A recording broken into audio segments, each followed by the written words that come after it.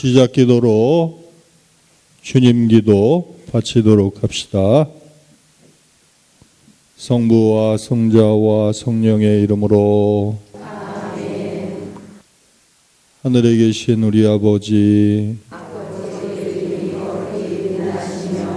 아버지의 나라가 오시며 아버지의 뜻이 하늘에서와 같이 땅에서도 이루어지소서. 오늘 저희에게 일용할 양식을 주시고 저희에게 잘못한 일을 저희가 용서하오니 저희 죄를 용서하시고 저희를 유혹에 빠지지 않게 하시고 악에서 구하소서. 아멘. 성부와 성자와 성령의 이름으로 아멘. 어떻게 한 주간 동안 잘 지내셨죠? 지난주에 우리가 첫 시간으로 바오로 사도가 강론하는 마르코 복음 우리 교과서 1장 부분을 공부했어요. 숙제도 다 했어요? 뒤에 읽어봤어요? 읽어보기만 했어요? 그 성경을 이렇게 공부하는 이유가 뭔 것 같아요? 네? 그걸 알아야 되는데 지금 우리가 복음서하고 서간을 섞어서 묵상을 하고 있죠. 이렇게 믹싱을 해가지고 묵상하는 거는 흔하지가 않는데 왜 이렇게 하는 것 같아요? 여러분들 그 미사학교 초급 과정하고 중급 과정에서도 잠깐은 얘기했었지만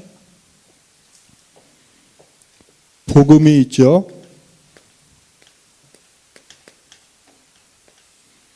그러면 복음은 좀 그 어린아이들이 씹어 먹기에는 좀 딱딱하다고 그랬죠. 그러면 이 복음을 약간 씹어서 이유식으로 만들어 놓은 게 뭐라고 그랬어요? 그걸 바오로 사도가 해 놓으신 거예요. 그래서 이걸 좀 씹었어요.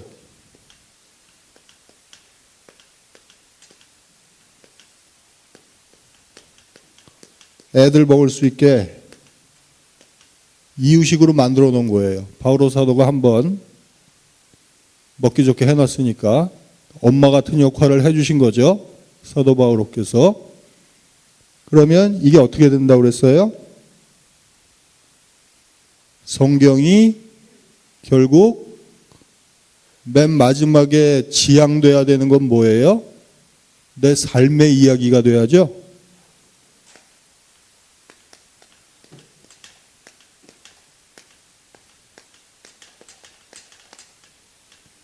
성경은 이 사람들의 리그가 아니에요. 이 사람들이 알아서 그렇게 산 게 아니에요. 내가 앞으로 살아야 할 이야기죠. 그래서 지난주에 무슨 얘기까지 했었죠? 내가 평생을 살고 나서 그것을 기록으로 남긴다면, 그것이 자서전이 됐건 뭐가 됐건 간에 기록으로 남긴다면 사도행전이 되면 좋다고 그랬죠. 내가 어떻게 복음을 전하면서 살았는지 자기 삶을 성경으로 쓸 수 있어야지 완덕으로 나아가는 거라고 그랬어요. 그러니까 성경을 우리가 공부하는 궁극적인 목적은 뭐예요? 성경을 살기 위해서 공부하는 거지 대가리만 커져가지고 성경 지식이 넘치는 건 소용이 없어요. 여러분들이 히브리어에 능통하고 히라보에 능통해서 원서를 읽어도 개신교 사람들 같은 사고방식을 갖고 있으면 성경의 신비는 이해할 수가 없겠죠. 그건 아무 소용이 없는 거죠. 헛된 지식이죠. 그래서 이런 전제를 깔고 공부할 수 있어야 돼요. 이걸 잊어버려서는 안 돼요. 그래서 이 책을 통해서 우리가 훈련을 하는 거죠. 바오로 사도의 관점으로 복음을 보면서 그걸 조명해서 얘를 녹여서 내 삶으로 흡수하는 훈련을 하는 거예요. 그래서 나중에는 어떻게 되는 거예요? 서간뿐만이 아니라 조금 더 이제 수준이 높아지면 그걸 구약에서도 뭐 여러 가지, 구약은 다채롭죠?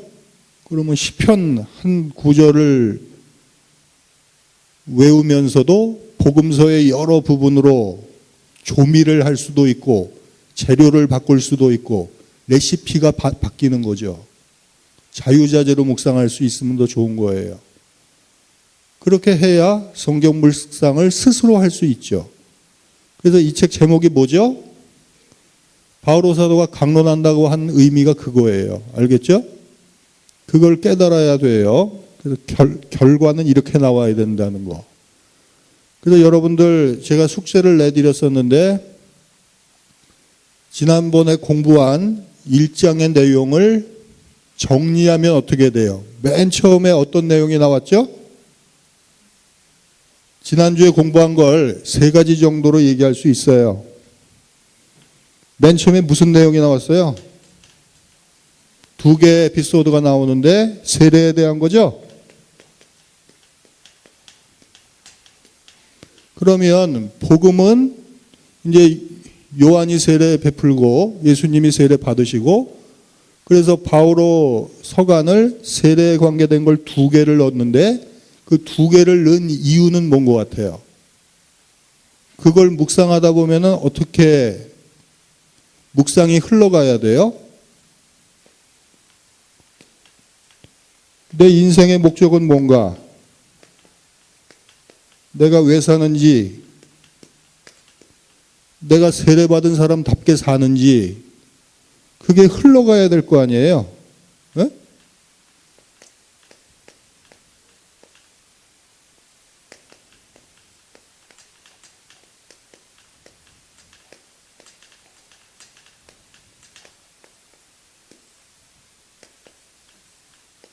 이 얘기를 하기 위해서 쭉 이렇게 전개가 되는 거죠. 근데 여러분들 평소에 성경 공부할 때 묵상이 여기까지 가요, 안 가요? 안 가죠? 뭐 세례자 요한이 어쩌고 저쩌고 그 사람 뭐 그 외형적인 그 옷차림이나 뭘 먹고 살았는지 그 당시에 그 이스라엘의 광야의 그 상황, 환경, 그 쓸데없는 거 뭐 막 이렇게 하죠. 그 다음에 예수님께서 세례받으신 장면 가면은 뭐 이게 뭘 의미하고 구약에서 어쩌고 저쩌고 개소리만 하지 자기 삶으로 연결이 안 돼요.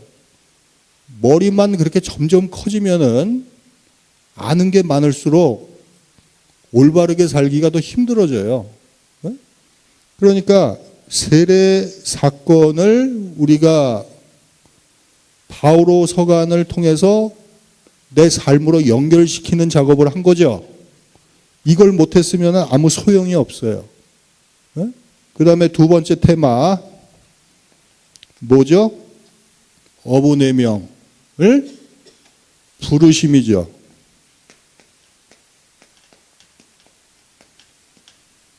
그러면 이게 이 바오로 서간을 통해서 어떻게 흘러가야 되겠어요?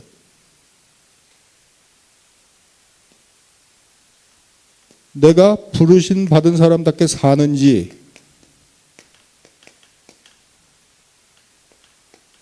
이거 연결이 되는 거죠. 부르심 받은 그 소명을 어떻게 하고 있는지 그 다음에 구체적으로 그럼 내가 받은 부르심은 무엇인지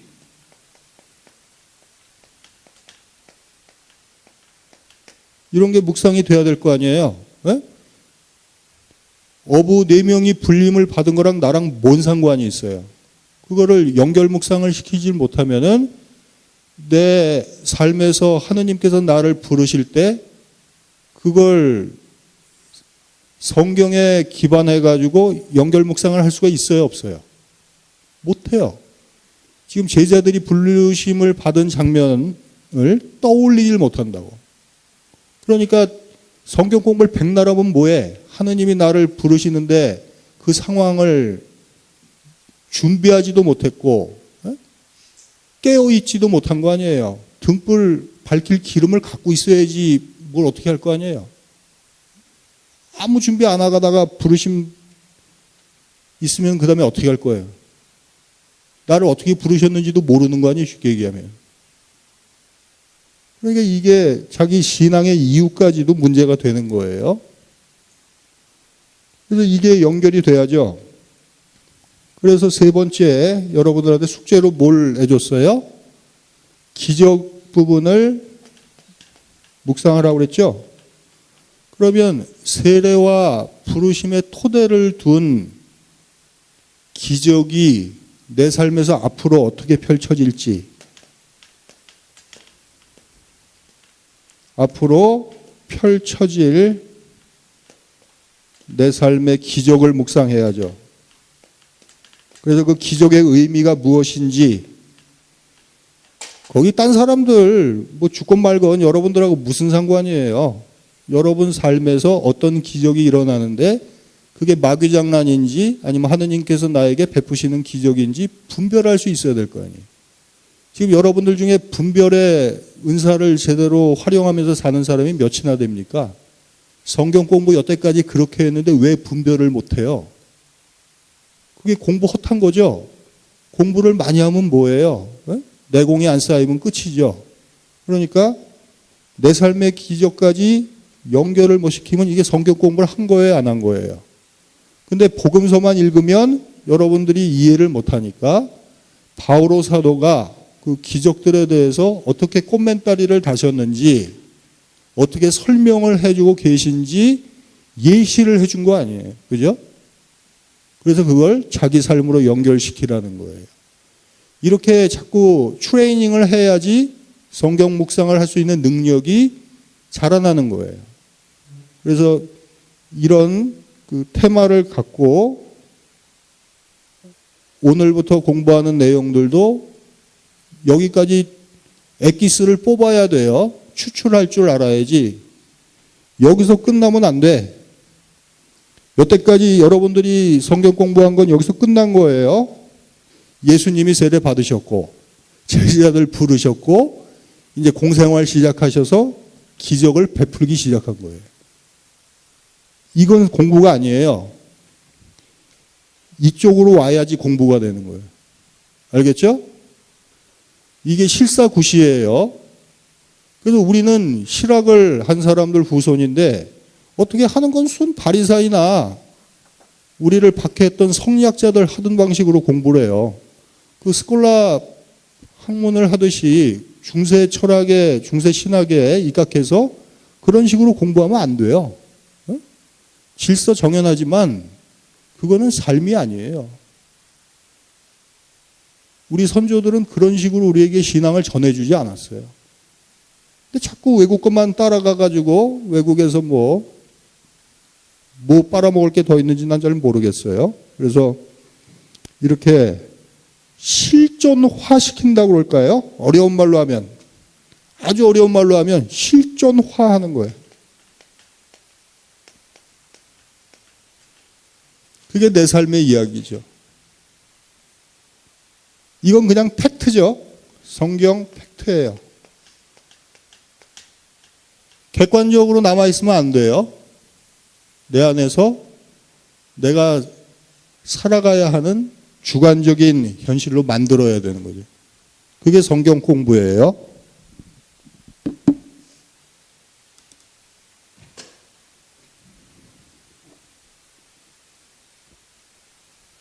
이런 걸 잃어버리면은 여러분들이 가지고 있는 세속적인 가치관이나 썩어빠진 삶의 목표, 이런 것들이 성경 공부를 해도 변하지가 않아요. 그런 대표적인 케이스들이 여호와의 증인이라고 말할 수가 있겠죠. 그 사람들은 성경 말씀으로 무장했지만 어떻습니까? 자기 목적을 위해서 성경을 갖다 끼워 맞추죠. 근데 우리 가톨릭 신자들도 그런 성향을 많이 보여요. 원래는 어떻게 돼야 돼요? 성경 공부라면 그 사람이 성경적으로 변해야죠. 성경의 감화를 받아서 성경에서 이야기하는 인생관이나 가치관에 심취하고 사람이 변해야 되는데 자기는 하나도 안 변하고 성경을 갖다가 무기로 사용하는 거예요. 그게 뭐예요? 그런 걸 죄악이라고 하는 거예요. 그러니까 우리가 그런 걸 극복하고 올바르게 묵상할 수 있도록 계속 훈련을 하시기 바랍니다. 그러면 2장 공부를 시작하도록 하죠. 26쪽, 이건 연중 7주일 나해 읽어지는 복음이에요. 들어보도록 합시다. 중풍병자를 고치시다. 며칠 뒤에 예수님께서는 다시 가파르나움으로 들어가셨다. 그분께서 집에 계시다는 소문이 퍼지자 문 앞까지 빈자리가 없을 만큼 많은 사람이 모여들었다. 예수님께서는 그들에게 복음 말씀을 전하셨다. 그때 사람들이 어떤 중풍병자를 그분께 데리고 왔다. 그 병자는 4사람이 들것에 들고 있었는데 군중 때문에 그분께 가까이 데려갈 수가 없었다. 그래서 그분께서 계신 자리에 지붕을 벗기고 구멍을 내어 중풍병자가 누워있는 들것을 달아내려 보냈다. 예수님께서 그들의 믿음을 보시고 중풍병자에게 말씀하셨다. 얘야, 너는 죄를 용서받았다. 율법학자 몇 사람이 거기에 앉아있다가 마음속으로 의아하게 생각하였다. 이 자가 어떻게 저런 말을 할 수 있단 말인가. 하느님을 모독하는군. 하느님 한 분 외에 누가 죄를 용서할 수 있단 말인가. 예수님께서는 곧바로 그들이 속으로 의아하게 생각하는 것을 당신 영으로 아시고 말씀하셨다. 너희는 어찌하여 마음속으로 의아하게 생각하느냐. 중풍병자에게 너는 죄를 용서받았다 하고 말하는 것과 일어나 내 들것을 가지고 걸어가라 하고 말하는 것 가운데에서 어느 쪽이 더 쉬우냐. 이제 사람의 아들이 땅에서 죄를 용서하는 권한을 가지고 있음을 너희에게 알게 해주겠다. 그러고 나서 중풍병자에게 말씀하셨다. 내가 너에게 말한다. 일어나 들것을 들고 집으로 돌아가거라. 그러자 그는 일어나 곧바로 들것을 가지고 모든 사람이 보는 앞에서 밖으로 걸어 나갔다. 이에 모든 사람이 크게 놀라 하느님을 찬양하며 말하였다. 이런 일은 일찍이 본 적이 없다. 예, 좋습니다. 지금 1장에 이어서 나병 환자를 고치신 것이 1장의 마지막이었죠. 그 다음에 이제 기적이 연결이 되는 거예요. 그래서 이제 중풍병자를 고치셨다는 거. 그래서 여러분들이 그 숙제로 나병 환자 부분은 읽으셨으리라고 보고 그 기적이 어떻게 연결되는지 사도 바울의 말씀을 들어보도록 합시다. 그러므로 하늘의 부르심을 함께 받은 거룩한 형제 여러분, 우리 신앙 고백의 사도이며 대사제이신 예수님을 생각해 보십시오. 모세가 하느님의 온 집안을 충실히 맡고 있었듯이 예수님께서도 당신을 세우신 분께 충실하셨습니다. 그러나 집을 지은 이가 집보다 더 존귀하듯이 예수님도 모세보다 더 큰 영광을 누리셔야 마땅합니다. 어떤 집이든 그것을 지은 이가 있습니다. 그런데 만물을 지으신 분은 하느님이십니다. 모세는 하느님께서 장차 말씀하시려는 것을 증언하려고 종으로서 그분의 온 집안을 충실히 맡고 있었습니다. 그러나 그리스도께서는 그분의 집안을 맡은 아드님으로서 충실하신 분이십니다. 우리가 그분의 집안입니다. 우리의 희망에 대하여 확신과 긍지를 굳게 지니는 한 그렇습니다. 그러므로 성령께서 말씀하시는 그대로입니다. 오늘 너희가 그분의 소리를 듣거든 마음을 완고하게 갖지 마라. 광야에서 시험하던 날처럼 반항하던 때처럼 거기에서 너희 조상들은 내가 한 일을 보고서도 나를 떠보며 시험하였다. 40년 동안 그리하였다. 그래서 나는 그 세대에게 화가 나 말하였다. 언제나 마음이 빗나간 자들, 그들은 내 길을 깨닫지 못하였다. 그리하여 나는 분노하며 맹세하였다. 그들은 내 안식처에 들어가지 못하리라. 형제 여러분, 여러분 가운데에는 믿지 않는 악한 마음을 품고서 살아계신 하느님을 저버리는 사람이 없도록 조심하십시오. 예, 좋습니다. 23쪽을 보면은 우리가 나병 환자를 고치신 그 예수님의 기적을 고린토 후서 1장 말씀으로 묵상을 했었죠. 여러분들 집에서 읽어보시면서 뭘 느끼셨어요? 어떤 그 나병 환자가 겪고 있는 고통과 여기 고린토 후서에 나오는 말씀, 그리스도의 고난이 우리에게 넘치듯이 그리스도를 통하여 5절이죠. 그리스도를 통하여 내리는 위로도 우리에게 넘칩니다. 그러니까 우리가 겪고 있는 환난과 그리스도의 고난을 연결시키는 고리를 우리가 찾아낼 수가 있어야 돼요. 그러면 우리가 남의 거 뺏어 먹고 남의 거 훔쳐 먹고 그러느라고 겪고 있는 환난이라면 그것이 그리스도의 고난이겠어요, 아니겠어요? 그건 아니죠. 물론 힘들겠지. 남의 거 뺏어 먹고 사기쳐 먹는 것도 노동이 필요하죠. 땀 흘리지 않고 얻을 수 있는 건 아니지만 그렇게 악한 짓을 하면서 느끼게 되는 여러 가지 어려움들과 그리스도에 동참하게 되는 고난은 다른 거죠. 그러니까 이 나병이라는 어떤 객관적인 상황이 내 안에서 그리스도의 고난으로 변화되기 위해서는 조건이 필요한 거예요. 그냥 아무 조건 없이 내가 지금 겪고 있는 모든 어려움이 그게 내가 죄를 짓고 나쁜 짓을 하면서 겪고 있는 여러 가지 힘든 일들이 몽땅 다 그리스도의 고난이 되는 건 아니죠. 그걸 어디서 설명하는 거예요? 이제 바톤을 이어받아서 중풍병자를 고치시는 이 히브리서 말씀에서 설명이 되는 거죠. 그래서 우리가 하늘의 부르심을 받은 거룩한 사람답게 그래서 하느님 말씀에 귀를 기울여야지 그런 여러 가지 죄악과 유혹을 극복할 수 있다는 거죠. 마음을 완고하게 가지면 안 돼요. 가장 기본적인 말씀을 해주시는 거죠. 그래서 그 샘플이 뭡니까? 예수님께서 중풍병자를 고쳐주실 때 꿍시렁거리는 사람이 복음에 지금 나와요, 안 나와요? 나오죠. 마음이 완고한 사람들이 나오잖아요. 그러니까 바오로 사도의 이 히브리서 말씀은 그런 사람들이 돼서는 안 된다는 거예요. 그런 마음을 갖게 되면 어떻게 되겠어요? 이런 사람들은 그냥 자기가 겪고 있는 모든 그 어려운 일은 다 하느님의 뜻이다 어쩌고 저쩌고 이런 식으로 나오게 되는 거예요, 나중에. 기적의 의미를 알 수가 있겠어요, 없겠어요?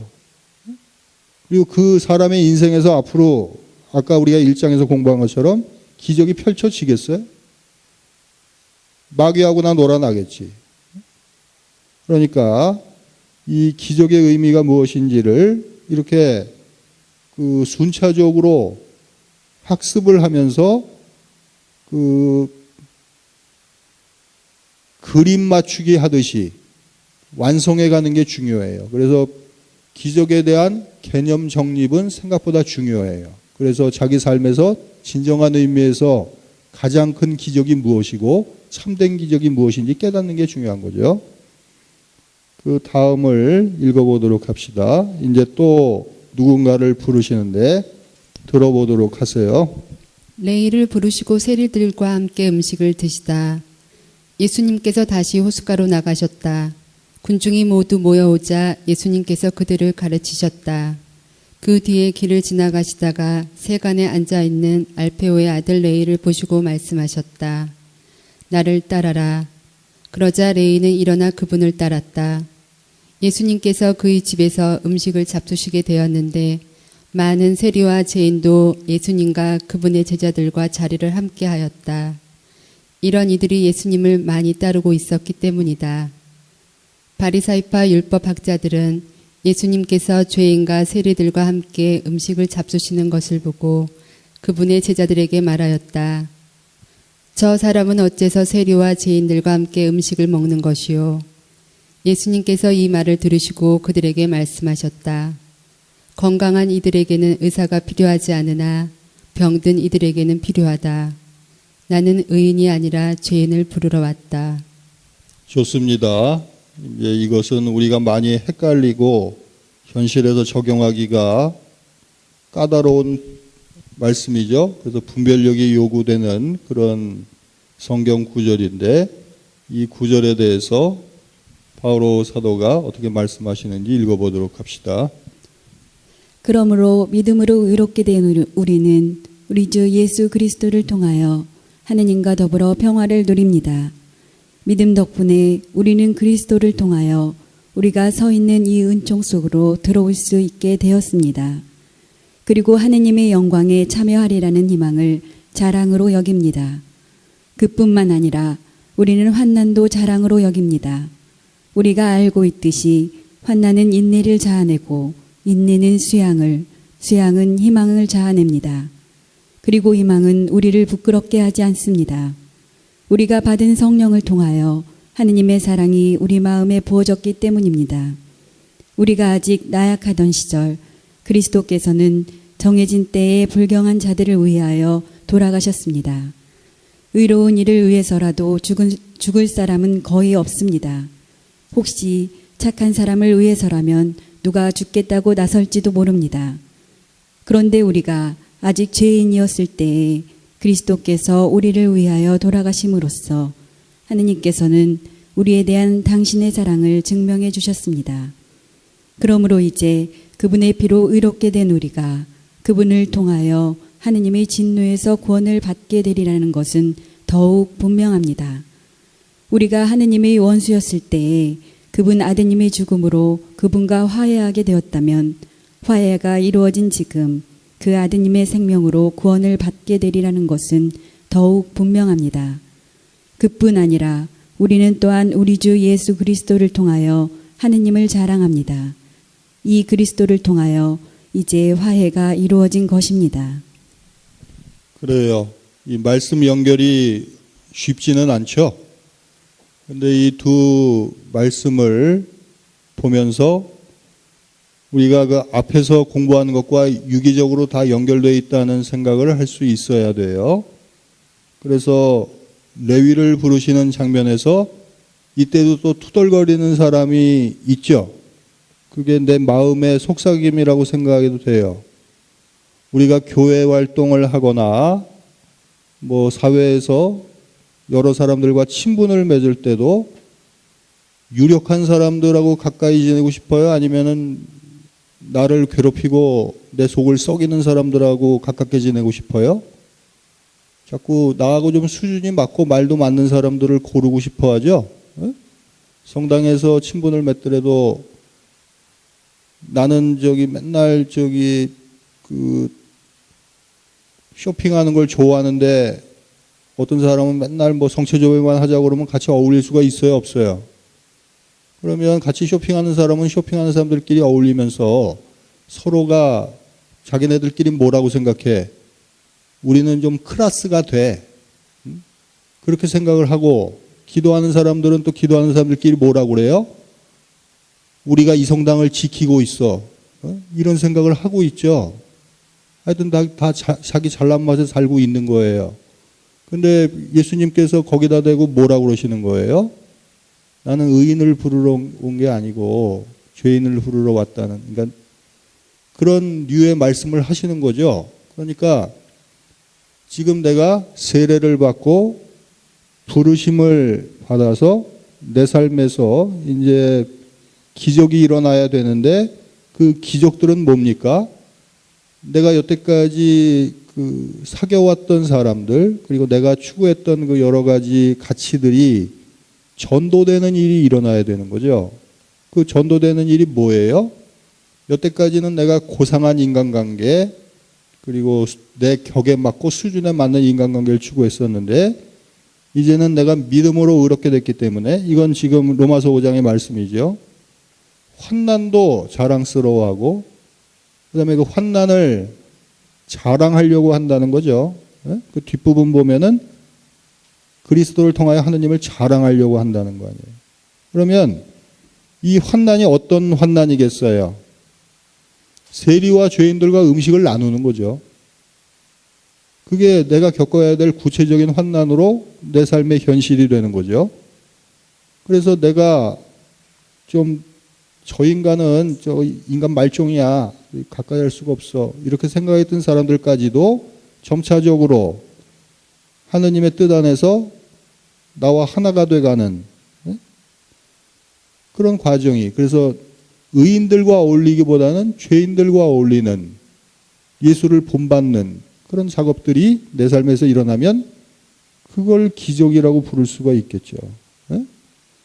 그래서 그 흐름을 이해하셔야 돼요. 그래서 기적이 뭔지, 기적의 의미가 뭔지를 자기 삶에서 그렇게 확인을 할 수 있어야지 기적에 대한 이해 폭이 넓어지는 겁니다. 그 다음에 이제 그 우리의 고정관념을 허물기 위해서 30쪽에 나오는 단식 논책, 새 것과 헌 것 읽어보도록 하죠. 이것은 연중 8주 나해의 복음이에요. 내년 연중 8주가 되면 읽을 거예요. 들어보십시오. 단식 논쟁, 새 것과 헌 것. 요한의 제자들과 바리사이들이 단식하고 있었다. 사람들이 예수님께 와서 요한의 제자들과 바리사이의 제자들은 단식하는데 선생님의 제자들은 어찌하여 단식하지 않습니까? 하고 물었다. 예수님께서 그들에게 이르셨다. 혼인잔치 손님들이 신랑과 함께 있는 동안에 단식할 수 없지 않느냐. 신랑이 함께 있는 동안에는 단식할 수 없다. 그러나 그들이 신랑을 빼앗길 날이 올 것이다. 그때에는 그들도 단식할 것이다. 아무도 새 천조각을 헌 옷에 대고 깁지 않는다. 그렇게 하면 헌 옷에 기어된 새 헝겊에 그 옷이 당겨 더 심하게 찢어진다. 또한 아무도 새 포도주를 헌 가죽 부대에 담지 않는다. 그렇게 하면 포도주가 부대를 터뜨려 포도주도 부대도 버리게 된다. 새 포도주는 새 부대에 담아야 한다. 그래요. 그래서 이 성경 말씀도 코에 걸면 코걸이가 되고 귀에 걸면 귀걸이가 돼요. 근데 이럴 때는 뭘 봐야 돼요? 문맥을 봐야죠. 이게 어떤 선상에서 이 내용을 배치했는지를 알아야죠. 그러면은 그 컨텍스트를 보면은 그 의미가 살아나는 거죠. 지금 우리가 1장에서 이게 쭉 공부했고 2장에서 지금 방금 전까지 어떤 흐름을 탔는지를 알고 있죠. 그래서 내가 어떻게 변화해야 되는지, 내 안에 숨어있는 그 바리사이적인 요소, 그 다음에 율법학자 같은 그런 그 형식주의적인 요소, 이런 거에 대한 예수님의 질책을 내가 들은 것처럼 느꼈고 그것을 바오로 사도가 설명을 해주시는 구조였죠. 그러면 내 안에 어떤 그런 요소들, 그 실질적으로 여러분들이 사순시기가 되면 이 단식 문제라든지 금육이라든지 이런 건 아직까지도 굉장히 바리사이적으로 해석하고 그걸 굳게 믿고 실천을 하고 있죠. 그러니까 그런 걸 어떻게 해야 새술은 새 푸대에 담는 건지 바오로 사도의 말씀을 통해서 한번 확인을 해보도록 합시다. 여러분은 믿음이 약한 이를 기꺼이 받아들이십시오. 그러나 여러 견해를 두고 논쟁할 생각으로 그렇게 하지는 마십시오. 어떤 사람은 무엇이나 다 먹을 수 있다고 믿지만 믿음이 약한 이는 채소만 먹습니다. 아무 것이나 먹는 사람은 가려 먹는 사람을 업신여겨서는 안 되고 가려 먹는 사람은 아무 것이나 먹는 사람을 심판해서는 안 됩니다. 하느님께서는 그를 기꺼이 받아들이셨습니다. 그대가 누구이기에 남의 종을 심판합니까? 그가 서 있든 넘어지든 그것은 그 주인의 소관입니다. 그러나 그는 서 있게 될 것입니다. 주님께서 그를 서 있게 하실 능력이 있으시기 때문입니다. 또 어떤 사람은 어떤 날은 다른 날보다 더 중요하다고 여기지만 다른 사람은 어느 날이나 다 같다고 여깁니다. 저마다 자기 판단에 자신을 가져야 합니다. 특정한 날을 중시하는 사람도 주님을 위하여 중시하는 것이고 아무 것이나 먹는 사람도 하느님을 위하여 먹는 것입니다. 사실 그는 먹으면서 하느님께 감사를 드립니다. 그리고 가려 먹는 사람도 주님을 위하여 가려 먹으면서 하느님께 감사를 드립니다. 우리 가운데에는 자신을 위하여 사는 사람도 없고 자신을 위하여 죽는 사람도 없습니다. 우리는 살아도 주님을 위하여 살고 죽어도 주님을 위하여 죽습니다. 그러므로 우리는 살든지 죽든지 주님의 것입니다. 그리스도께서 돌아가셨다가 살아나신 것은 바로 죽은 이들과 산 이들의 주님이 되시기 위해서입니다. 그런데 그대는 왜 그대의 형제를 심판합니까? 그대는 왜 그대의 형제를 업신여깁니까? 우리는 모두 하느님의 심판대 앞에 서게 될 것입니다. 사실 성경에도 이렇게 기록되어 있습니다. 주님께서 말씀하신다. 내가 살아있는 한 모두 나에게 무릎을 꿇고 모든 혀가 하느님을 찬송하리라. 그러므로 우리는 저마다 자기가 한 일을 하느님께 사실대로 아뢰게 될 것입니다. 좋습니다. 여기서 말씀하시는 사도 바울의 말씀을 한마디로 농축하면 뭡니까? 기준이 뭐예요? 기준이 율법이 아니라 하느님이라는 거죠. 그러면 여러분들이 생각하는 하느님에 따라서 그 기준이 달라지는 거예요. 근데 우리의 현실은 어때요? 단식이면 단식, 금육이면 금육을 굉장히 완고하게 해석을 하고 있죠. 그래서 그것은 어떻게 보면은 범죄와 연관되는 건 아니잖아요. 권고사항이에요. 교회에서 단식이나 금육은 가능하면 하지 말란 이야기죠. 근데 그걸 금육을 어겼다고 그래가지고 고해성사를 하는데 그건 고해성사거리는 아니죠. 죄가 아니니까. 또 어떤 사람은 먹었다고 손가락 집어넣어서 토하는 사람도 있고, 또 더 심한 건 뭐라고 그랬어요? 오늘 금육이지. 그러면 자연송이나 고먹으러 가자. 그럼 자연송이 그 키로에 얼마예요? 그건 몇십만 원을 줘야 돼. 저기 한우 2플러스보다 10배가 비싸요. 근데 그거를 고먹고 앉아 있으면 그게 금육이 실천되는 정신이에요, 아니에요? 그러니까 그게 이 문제가 온 거죠. 문제가 온 거예요. 율법주의의 그 끝은 그렇게 돼요. 그러니까 하느님을 기준으로 하지 않고 율법을 중심으로 하면은 단식이라든지, 그러니까 술은 새 푸대에 담아야 되는데 그 상황에 따라서 그 케이스에 따라서 어떻게 변화될 줄을 모르는 거예요. 그러니까 맨날 고지고대로 뺀 데다 그대로 박으려고 그러는 거예요. 그게 편하니까. 율법의 장점은 편리함이에요. 생각을 안 해도 돼. 근데 생각을 안 하다 보면 사람이 어떻게 되겠어요? 그 상황 자체가 망가지잖아요. 복음적인 걸 잊어버리는 거예요. 하느님을 잊어버리는 거죠. 그래서 이 새 것과 헌 것이 무엇인지 항상 새로운 상황에서는 새로운 해석을 하고 적응을 해야죠. 그래서 오늘 갑자기 친구 생일이다. 금요일인데. 그래서 삼겹살 먹으러 가자. 그러면 거기서 굳이 비싼 생선회를 먹을 필요가 있어요, 없어요? 싼 삼겹살을 먹으면 되잖아. 그게 금육의 정신이에요. 고기를 먹어도 금육을 해야지. 어떻게 사시미를 먹으면서 그걸 금육이라고 그럴 수가 있어요. 정신을 차려야 돼요. 그게 왜 논쟁거리가 되는지를 깨달아야 돼요. 돼지고기를 먹어도 금육이 돼요. 그건 싸니까. 무슨 말인지 알겠어요? 더 비싼 걸 먹으면서 금육이라고 그러면 안 돼요. 그 다음 역시 같은 맥락이니까 이것은 그냥 건너뛰도록 하고요. 집에 가서 한번 읽어보도록 해요. 이거는 연중 9주 역시 나해죠. 복음이에요. 안식일에 이제 이삭을 뜯으시는 장면이죠. 그래서 코린토 6장 말씀과 히브리서 13장 이야기를 붙여놨어요. 그래서 여기서 무엇이 기준이 되는지, 그러니까 예수님께서 딱 집어서 말씀하시죠. 사제가 아니면 먹어서는 안 되는 제사빵을 먹어야 됐던 그 다윗의 이야기를 딱 하는 거죠. 그래서 이게 그 율법의 해석이 무엇을 기준으로 해야 되는지 그 답이 여러분들 삶에서도 나오면 좋겠어요.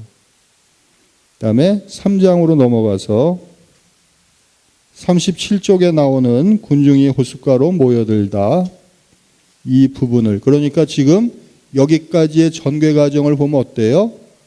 이런 일이 일어난 다음에 지금 기적이 반복됐죠? 여러 중풍병자부터 나병 환자부터 중풍병자 쭉 고치셨단 말이에요. 그래서 여기서는 이제 손이 오그러든 사람까지 고치셨어요. 그러고 나니까 어떻게 된 겁니까? 사람들이 모여들기 시작한 장면이에요. 그 장면을 묵상해 보도록 합시다. 군중이 호숫가로 모여들다. 예수님께서 제자들과 함께 호숫가로 물러가셨다. 그러자 갈릴레아에서 큰 무리가 따라왔다.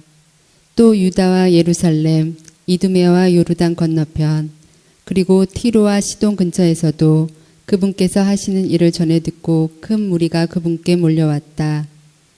예수님께서는 군중이 당신을 밀쳐대는 일이 일어나지 않게 하시려고 당신께서 타실 거룻배 한 척을 마련하라고 제자들에게 이르셨다. 그분께서 많은 사람의 병을 고쳐주셨으므로 병고에 시달리는 이들은 누구나 그분에게 손을 대려고 밀려들었기 때문이다. 또 더러운 영들은 그분을 보기만 하면 그 앞에 엎드려 당신은 하느님의 아드님이십니다 하고 소리 질렀다. 그러나 예수님께서는 그들에게 당신을 사람들에게 알리지 말라고 엄하게 이르곤 하셨다. 좋습니다. 바오로 사도가 말씀하시는 로마서 말씀 연결해서 묵상하도록 하죠. 하느님은 내가 전하는 복음으로 곧 예수 그리스도의 복음 선포로 또 오랜 세월 감추어 두셨던 신비의 계시로 여러분의 힘을 북돋아 주실 능력이 있는 분이십니다. 이제는 모습을 드러낸 이 신비가 모든 민족들을 믿음의 순종으로 이끌도록 영원하신 하느님의 명령에 따라 예언자들의 글을 통하여 알려지게 되었습니다. 홀로 지혜로우신 하느님께 예수 그리스도를 통하여 영원토록 영광이 있기를 빕니다. 아멘. 좋아요. 지금 이 복음의 상황을 생각해 보세요. 한마디로 이야기하면 돗대기 시장이죠. 예수님께서 능력을 보이시는데 그 능력은 지금 앞에서 우리가 기적에서 공부한 것처럼 그분의 속량이죠. 그분의 피고 그분의 희생이에요. 그런 것을 토대로 둔 능력이죠. 그 능력을 떨치시는데 그러니까 우리가 알고 있는 세속적인 능력과는 정반대죠. 어떻게 보면 십자가의 능력이라고 말할 수도 있어요. 죽음의 그 냄새를 맡질 못하면은 예수 기적의 의미를 깨달을 수가 없어요. 그래서 그 예수님의 그 속량의 능력이 기적으로서 이게 드러날 때 사람이 모여드는데 여기서 좀 재밌는 그 이야기는 뭡니까? 사람들만 벅적벅적거리는 게 아니에요. 저 고쳐주세요. 저 좀 만져주세요. 막 이렇게 잔뜩 모인 게 아니라 뭐까지 나옵니까? 마귀들까지 나와가지고 마귀들도 사람들도 그 시끄러워 죽겠는데 걔네들도 막 이게 소리 지르고 아주 난리 법석이죠. 근데 여기서 우리가 주목해야 되는 건 뭐예요? 이렇게 시끄러운 현장에서도 예수님만 바라볼 수 있어야 되는 거예요. 내 삶이 아무리 복잡 다단하고 별의별 일이 다 일어나서 그래서 내 귀에 마귀들이 떠드는 소리까지 들릴지라도 우리는 어디에 집중하고 주목해야 되는 거예요? 이 로마서 16장 말씀대로 예수님만 바라봐야죠. 그분 안에 복음이 있으니까 그 계시의 신비를 통해서 내 삶을 정돈해야죠. 그게 지금 이 로마서 16장의 말씀이에요.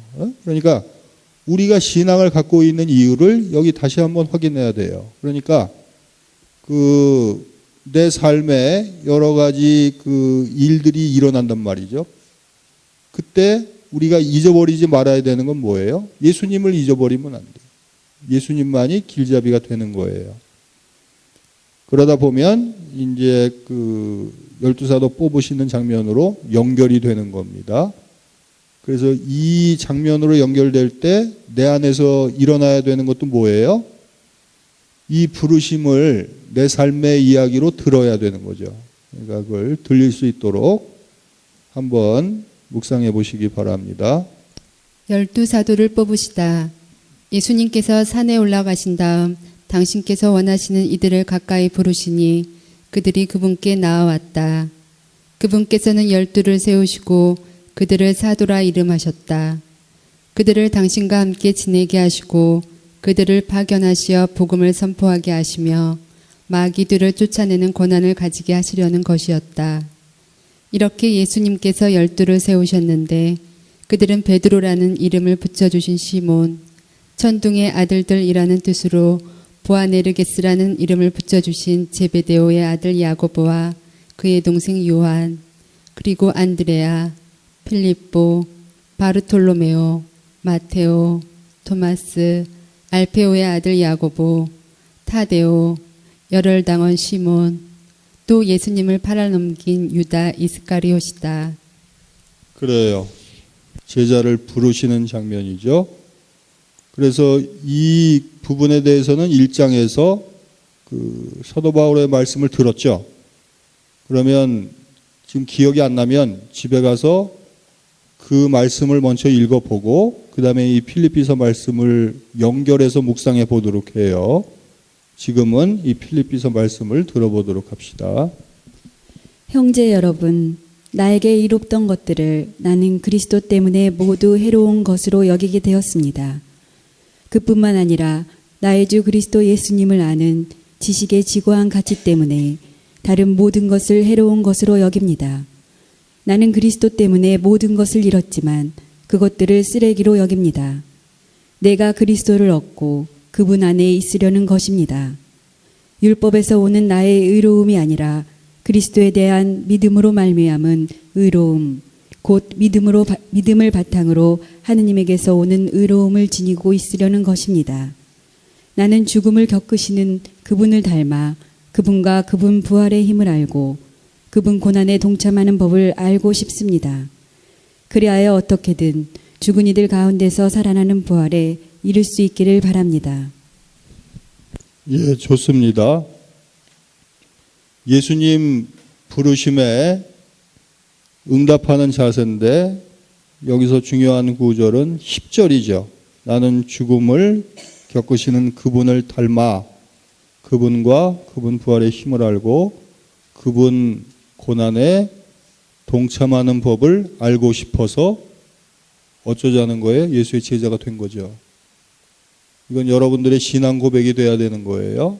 그래야지 단순히 부르심을 받는 게 아니라 선택을 받을 수가 있겠죠.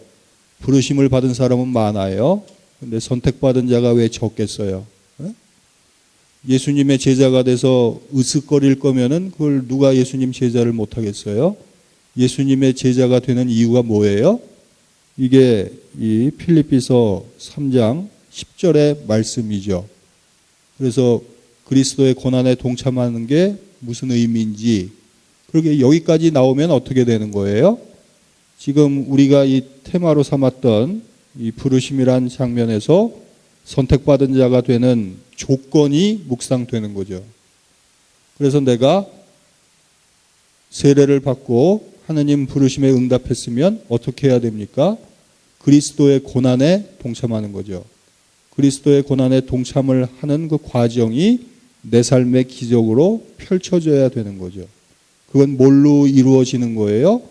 그리스도께서 하신 것처럼 나도 의인이 아니라 죄인들의 잘못을 대신 속량함으로써 이루어지겠죠. 그들의 죄를 대속하면서 살아야죠. 그게 예수를 믿는 사람들의 특권이고 영광이죠. 그래서 성경을 공부할 때 이렇게 자기 삶이 드러나지 않으면 그거는 가짜 공부예요. 성경 공부를 할 때 마지막에 드러나야 되는 건 뭡니까? 아, 내가 어떻게 살아야 되겠구나. 이 성경 말씀을 실천하는 건 이런 의미겠구나. 근데 그 의미들이 기복적으로 연결이 되면 되겠어요? 안 되겠어요? 안 되죠. 하느님 구원 계획에 공동선에 부합해야죠. 그래서 그 기적이라는 것도 지금 여기 여러 가지 그 기적들이 나오지만 그 기적은 어떤 기복적인 신앙이나 아니면 나 혼자 잘 먹고 잘 살려는 그런 발상이 아니죠. 그게 공동체의 이득이 되고 공동선에 이바지해야 되죠. 하느님 나라를 향해 가는 길목이 돼야 되는 거죠. 근데 우리가 기도하거나 그럴 때도 착각하는 게 뭐가 있어요? 그냥 내 가족, 내 자신만을 위해서 기도하면서 그걸 정당하다라고 착각하는 거예요. 그래서 특히 중요한 그 시점이 되면 그 본색이 확 드러나죠. 그래서 입시 때가 된다든지 취업 때가 된다든지 결혼 전이 된다든지 그러면 그 전까지는 그냥 멀쩡하게 저기 성당에서 그 보편지향기도 쓰라고 그래도 뭐 거의 뭐 수녀님 수준으로 잘잘잘잘 잘 쓰던 여자가 그때는 막 자기 새끼, 자기 남편, 뭐 이게 승진 심사하고 뭐 이럴 때는 어떻게 그렇게 돌변을 해서 그따위 기도를 바치는지 난 이해할 수가 없어요. 공동선이고 나발이고 없어요. 그 사람은 성경 공부 안 한 게 없어요. 다 했어요. 한 30년 전부터 다 해가지고 이제 더 할 공부가 없대. 근데 왜 성경 공부를 그렇게 30년을 했는데 왜 그렇게밖에 기도를 못 할까요? 성경을 통해서 그 사람이 변하지 않은 거죠. 그러니까 신앙은 득을 보기 위해서 믿는 게 아니에요. 자기 기득권을 오히려 포기하기 위해서 신앙을 갖고 있어야죠. 기득권을 포기하는 모습을 누가 가르쳐 주셨어요? 하느님이 보여주신 거예요. 하느님이 어떤 기득권을 포기하셨죠? 하느님을 포기하셨죠. 사람이 되셨어요. 하느님이 하느님이라는 기득권을 버리고 사람이 되셔서 보여주셨어요. 당신처럼 살라고. 그러면 예수 믿는 사람들이 신앙인이라면 어떻게 자기 기득권을 더 공고히 하기 위해서 기도를 할 수가 있어요? 마음속으로 그걸 바라더라도 그걸로 뭐 54일 기도 이런 건 바치지 말아야 될 거 아니에요. 마음속은 굴뚝 같더라도 좀 참아야지. 그러니까 그런 게 뭔지를 알아야 되는 거예요.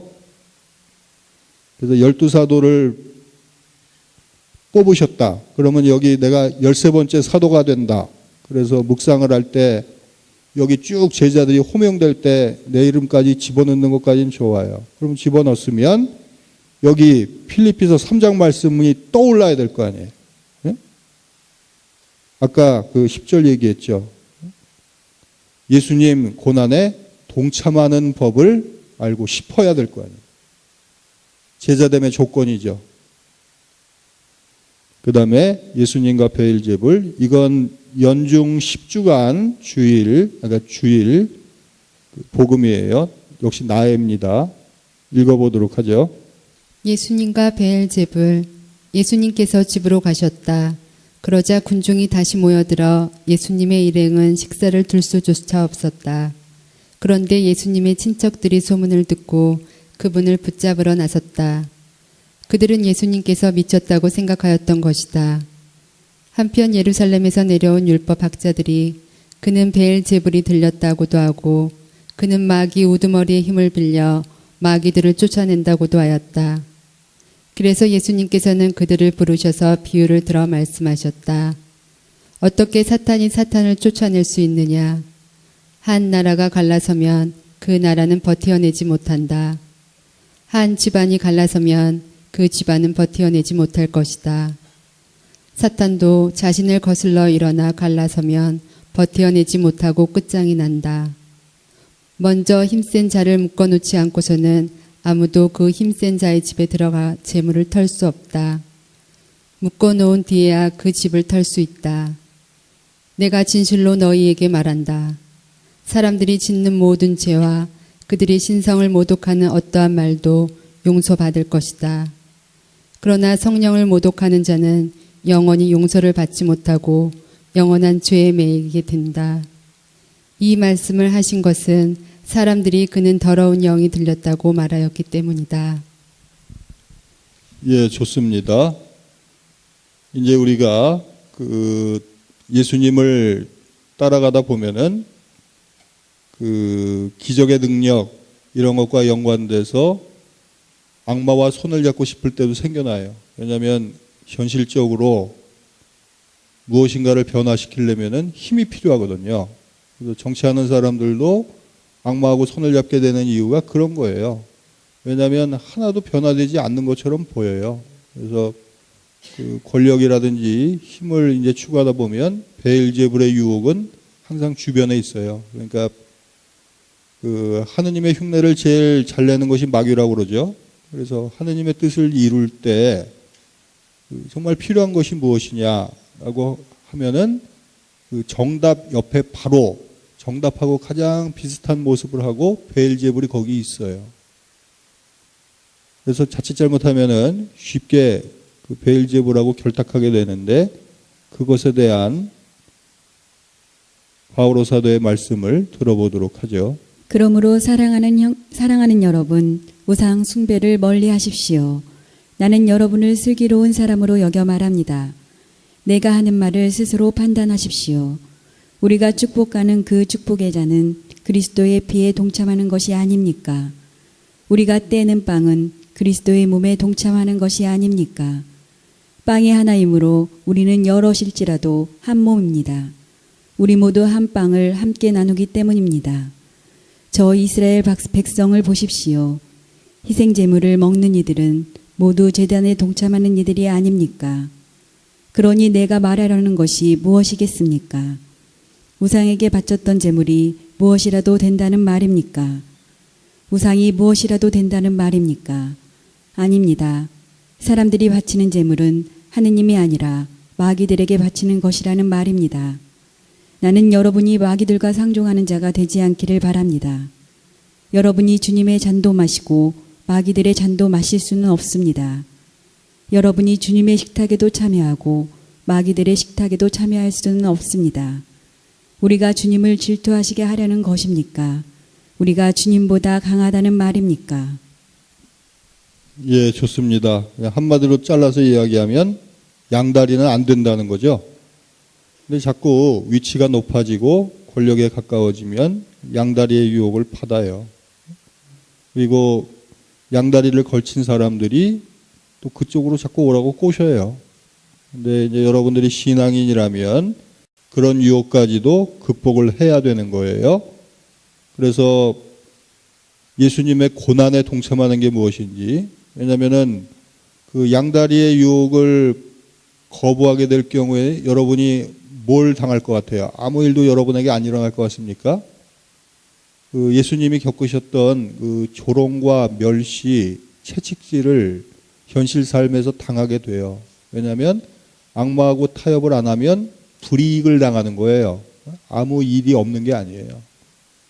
그 악마가 나에게 베풀어주는 포상을 거절했을 때는 분명한 대가가 있어요. 그게 세속이에요. 그러니까 여러분들이 사회에서 조직 생활을 한다든지, 그것은 어떻게 보면 교회까지도 마찬가지라고 말할 수가 있어요. 인간들의 조직이기 때문에. 그 안에서 악마와 타협하는 걸 거절할 경우에는 불이익을 받게 됩니다. 근데 그때 욱하면 안 돼요. 시향대가 욱하면 어떻게 되는 거예요? 높은 데서 뛰어내리는 거예요. 쉽게 얘기하면. 이제 마귀가 꼬시는 거죠. 예수님도 그렇게 꼬셨죠. 성전 꼭대기에서 뛰어내려 봐라. 거기서 욱하면 어떻게 돼요? 뛰어내리는 거예요. 그러면 그때는 그게 악마하고 손을 잡게 되는 거예요. 그러면 악마가 날개를 달아줄 수도 있어요. 그래서 헐헐 날을 수도 있겠지만 날라서 뭐 하려고 그래요. 그러니까 그걸 헷갈리면 안 돼요. 그래서 우리는 예수님 고난에 동참하려고 하는 거지, 그 예수님 부활의 힘으로 세상을 다 뒤집으려고 그러면 안 돼요. 일단 죽고 나서 부활은 하느님이 알아서 하시는 거예요. 그다음에 오늘 이제 마지막으로 예수님의 참가족이 된다는 의미. 그러니까 지금 제자로 부르신 다음에 여기서 뭐가 나오는 거예요? 가족의 의미가 나오는 거예요. 이 연결, 그 고리를 잘 봐야 돼요. 마르코 복음사가가 왜 이렇게 배치를 했는지를 알아야 돼요. 요걸 똑 잘라서 묵상을 하면 안 돼요. 이 흐름에서 묵상을 해야 되는 거예요. 읽어보도록 합시다. 예수님의 참 가족. 그때 예수님의 어머니와 형제들이 왔다. 그들은 밖에 서서 사람을 보내어 예수님을 불렀다. 그분 둘레에는 군중이 앉아 있었는데 사람들이 예수님께 보십시오, 스승님의 어머님과 형제들과 누이들이 밖에서 스승님을 찾고 계십니다 하고 말하였다. 그러자 예수님께서 그들에게 누가 내 어머니고 내 형제들이냐 하고 반문하셨다. 그리고 당신 주위에 앉은 사람들을 둘러보시며 이르셨다. 이들이 내 어머니고 내 형제들이다. 하느님의 뜻을 실행하는 사람이 바로 내 형제요, 누이요, 어머니다. 그래요. 이 의미를 바오로 사도께서 어떻게 설명하고 계시는지 제가 두 말씀을 묶어놨죠. 그래서 어떻게 연결되고 이 따로따로 어떤 의미를 지니고 있는지 들으시면서 생각해 보시기 바랍니다. 때가 찾아 하느님께서 당신의 아드님을 보내시어 여인에게서 태어나 율법 아래 놓이게 하셨습니다. 율법 아래 있는 이들을 속량하시어 우리가 하느님의 자녀되는 자격을 얻게 하시려는 것이었습니다. 진정 여러분이 자녀이기 때문에 하느님께서 당신 아드님의 영을 우리 마음 안에 보내주셨습니다. 그 영께서 아빠, 아버지 하고 외치고 계십니다. 그러므로 그대는 더 이상 종이 아니라 자녀입니다. 그리고 자녀라면 하느님께서 세워주신 상속자이기도 합니다. 우리는 하느님의 상속자입니다. 그리스도와 더불어 공동 상속자인 것입니다. 다만 그리스도와 함께 영광을 누리려면 그분과 함께 고난을 받아야 합니다. 장차 우리에게 계시될 영광에 견주면 지금 이 시대에 우리가 겪는 고난은 아무것도 아니라고 생각합니다. 사실 피조물은 하느님의 자녀들이 나타나기를 간절히 기다리고 있습니다. 피조물이 허무의 지배 아래 든 것은 자의가 아니라 그렇게 하신 분의 뜻이었습니다. 그러나 그것은 희망을 간직하고 있습니다. 피조물도 멸망의 종살이에서 해방되어 하느님의 자녀들이 누리는 영광의 자유를 얻을 것입니다. 우리는 모든 피조물이 지금까지 다 함께 탄식하며 진통을 겪고 있음을 알고 있습니다. 그러나 피조물만이 아니라 성령을 첫 선물로 받은 우리 자신도 하느님의 자녀가 되기를, 우리의 몸이 속량되기를 기다리며 속으로 탄식하고 있습니다. 사실 우리는 희망으로 구원을 받았습니다. 보이는 것을 희망하는 것은 희망이 아닙니다. 보이는 것을 누가 희망합니까? 우리는 보이지 않는 것을 희망하기에 인내심을 가지고 기다립니다. 이와 같이 성령께서도 나약한 우리를 도와주십니다. 우리는 올바른 방식으로 기도할 줄 모르지만 성령께서 몸소 말로 다 할 수 없이 탄식하시며 우리를 대신하여 간구해 주십니다. 마음속까지 살펴보시는 분께서는 이러한 성령의 생각이 무엇인지 아십니다. 성령께서 하느님의 뜻에 따라 성도들을 위하여 간구하시기 때문입니다. 하느님을 사랑하는 이들, 그분의 계획에 따라 부르심을 받은 이들에게는 모든 것이 함께 작용하여 선을 이룬다는 것을 우리는 압니다. 하느님께서는 미리 뽑으신 이들을 당신의 아드님과 같은 모상이 되도록 미리 정하셨습니다. 그리하여 그 아드님께서 많은 형제 가운데 맞이가 되게 하셨습니다. 그렇게 미리 정하신 이들을 또한 부르셨고 부르신 이들을 또한 의롭게 하셨으며 의롭게 하신 이들을 또한 영광스럽게 해주셨습니다. 그 사도 바울의 말씀이 감명 깊죠? 네? 그냥 이건 강론으로 쭉 읽어도 되겠죠? 만약에 이 예수님의 참가족을 복음으로 봉독을 했다. 그러면 강론으로 이 로마서 8장 이야기를 쭉 읽으면 어떨 것 같아요? 그게 강론이 되는 거죠. 그래서 그 제자에서 이제 어떻게 되는 거예요? 가족이 되는 그 느낌. 그래서 예수님이 맞이다. 그래서 우리가 그 가족이 된다는 건 뭡니까? 특권층이 된다는 게 아니라, 뭐 특권층이 된다고 말할 수 있겠지만 그 특권은 어떻게 주어지는 거예요? 예수님과 같이 십자가의 길을 가야죠. 처절하게 짓밟혀야죠. 세속에서 거의 뭐 순교에 필적하는 삶을 살아야지 지금 이 사도 바오로가 말씀하시는 이 말씀이 내 안에서 이루어지겠죠. 그래서 그 성령께 정말 나를 보살펴 주십사고, 그래서 내가 하느님의 가족답게 살아갈 수 있게 이 말씀을 묵상할 수 있으면 좋겠어요. 그래서 이건 그냥 자른 게 아니라 그 로마서 8장 17절부터 30절까지의 말씀 통이죠. 근데 그 통 말씀이 이 예수님의 참가족하고 이게 매치가 되는 거예요. 그러니까 지금 오늘 우리가 공부하는 부분은 이제 여기까지인데, 그 1장에 대한 설명을 제가 이렇게 쭉 드렸죠. 아까 제가 설명을 드리기 전에 이런 묵상을 여러분들이 스스로 하진 못했죠. 네? 그냥 이렇게 읽어보고 말았겠죠. 근데 이런 설명을 아까 들으니까 1장이 정리가 돼요, 안 돼요? 1장의 내용이 정리가 딱 됐죠? 그러면 오늘 공부한 2장하고 3장은 신부님이 다음 주에 또 설명해 주시겠지, 이런 생각을 하면 되겠어요, 안 되겠어요? 안 돼요. 그리고 내가 가능하면 설명을 안 해주려고 그래요. 너무 날로 먹으면 그게 여러분들이 영적으로 성장하지가 않아요. 나는 성장을 할 필요가 있어요, 없어요? 나도 성장을 해야 되겠지만 그게 이런 식으로 성장할 필요는 없죠. 그리고 나는 더 까먹지는 않으면 돼요, 사실.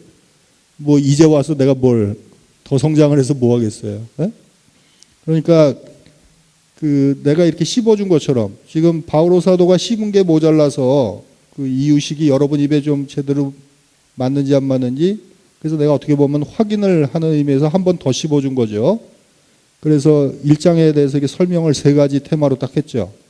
그러면 오늘 2장하고 3장을 공부했으면 거기서 여러분이 이 기적의 의미를 심화시킨다든지, 그 다음에 제자들을 뽑으시는 장면, 그 다음에 이제 예수님의 참 제자가 되고 예수님의 가족이 되는 의미, 이런 걸 자기 나름대로 정리해서 내 삶하고 연관시켜서 이 책에 메모를 해놓으면 나중에 그런 유사한 문제가 터졌을 때 아니면 성경 공부를 할 때 그걸 참고로 해서 찾아볼 수가 있겠죠. 묵상이 될 거 아니에요. 그래서 오늘 제가 이 보여준 건 샘플로 보여준 거예요. 그러니까 다음 주에는 안 해줄 테니까. 왜냐하면 이거 설명하느라고 한 20분 걸려가지고 진도를 오늘 많이 못 나갔잖아요. 이것저것 다 빼고. 에이, 이걸 다 못해요. 그걸 숟가락질 배우려면은 여러분들 엄마 노릇할 때 좀 잔인해져야 되는 거 알고 있죠? 그거 애가 불쌍하다고 계속 떠먹여주면 애가 죽을 때까지 숟가락질 젓가락질 못해요. 엄마는 잔인해져야 돼. 나중에 젖뛸 때 어떻게 뛰어요? 뭐 이게 뭐 바르고 그러잖아요. 써서 못 물게. 마찬가지예요. 이걸 계속 씹어주면 안 돼요. 이유식도 끊어야 돼요. 지금 여러분들이 나이가 몇이에요? 아직까지 이유식을 먹어요. 환갑 넘은 사람들이 반이야, 여기. 환갑 넘었으면 자기가 씹어 먹어야지, 복음 정도는. 지금 또 이제 환갑 넘어서까지도 이거 계속 씹어달라고 그러면 앞으로 한 2, 3년 더 지나면 이제 씹을 이도 없어요. 지금 배워야 돼, 지금. 그래서 지금 자기가 스스로 복음을 소화시킬 수 있어야 돼요. 그래서 이 공식만 잊어버리지 말도록 해요. 메뉴에 써 있는 거 있죠? 요걸 안 잊어버리면 돼. 요게 포인트예요. 그러니까 지난주에도 제가 설명을 드렸었는데 그걸 이 판서를 하지 않고 설명만 드렸더니 기억을 못 하시는 것 같아서 오늘은 써서 보여준 거예요. 그러니까 지금 이 책은 복음을 바오로 사도가 씹어 놓은 거고, 그 씹어 놓은 걸 여러분은 뭘 해야 돼요? 맨 위에 뭐라고 써 있어요? 내 삶의 이야기로 만들어야 돼요. 이 책을 읽는 목적이 그거예요. 이 공부를 하는 목적도 그거예요. 그래서 성경은 내 삶의 이야기가 돼요. 성경은 그냥 예수님의 이야기면 그건 의미가 없어요. 제자들하고 예수님만 출연하는 게 아니에요. 내가 나와야 돼요. 알겠죠? 그러면 마침 기도로 영광송 바친 다음에 앉으신 채로 강복 받으시기 바랍니다. 성부와 성자와 성령의 이름으로 아멘. 영광이 성부와 성자와 성령께 아멘. 주님께서 여러분과 함께 전능하신 천주 성부와 성자와 성령께서는 여기 모인 모든 이에게 강복하소서. 아멘. 예, 수고하셨습니다.